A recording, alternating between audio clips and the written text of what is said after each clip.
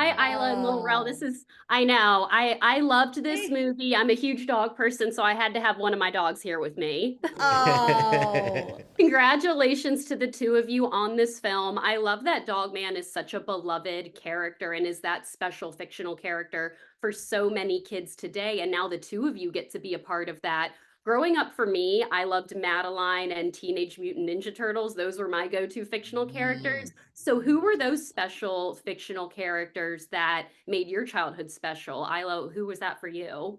I would say Super Gran. It was like a little crime fighting grandma who was actually called Isla. And when I was a kid, there was nobody called Isla, so she was the first and she was in a cartoon, so she was kind of my hero. And then we had somebody called Astro Boy, who was also this yeah, space kid. I used to run home from school to see Astro Boy.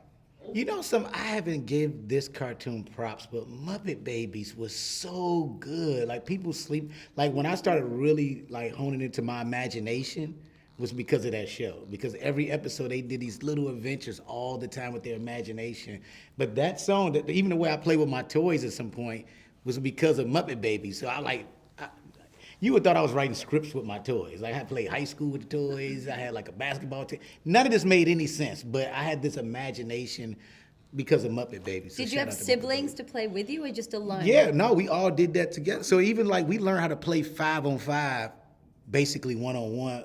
Learning how to pass. It's imagination. Wow. It's crazy. Yeah, it's That's cool. very Yeah, much Muppet right. Babies. I love that. Well, the Yeah. two of you have been making me laugh and smile for years on cinema. And I know that the two of you have done so much voice acting as well. So, Isla, do you approach your voice acting for an animated film differently than how you approach your on-screen acting? I do because the character's sort of been already informed by the visuals, so you get a sense of like if it's an ethereal, like when I did Rise of the Guardians, the Tooth Fairy was so sort of beautiful and whimsical that I wanted my voice to sort of match that, or when I did, yeah, I don't know, Rango with, Johnny Depp, Gore Verbinski. My character, my lizard, was from the South. She was real tough. She had like a really hard face. So that voice obviously was going to be.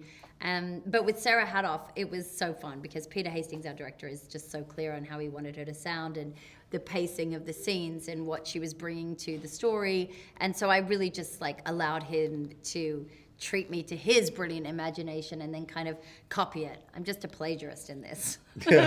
Anything you like about my character is actually just Peter Hastings. Yeah, I guess really depends on what it is too. To me it could be easily the same. It depends on what I'm doing. Like it was one cartoon I had to sing, and so that was like it made me respect singers on a whole nother level because I thought people just sang, but then when you got somebody that's like a real musical person, have you sing these songs, you have to do certain voice things and certain melodies. I Yeah. was like, wait a minute, this is hard.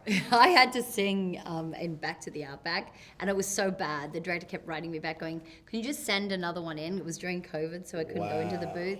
It was so mortifying. Singing is tough to do. Singing is so exposing. It's I feel so very vulnerable tough. when I sing.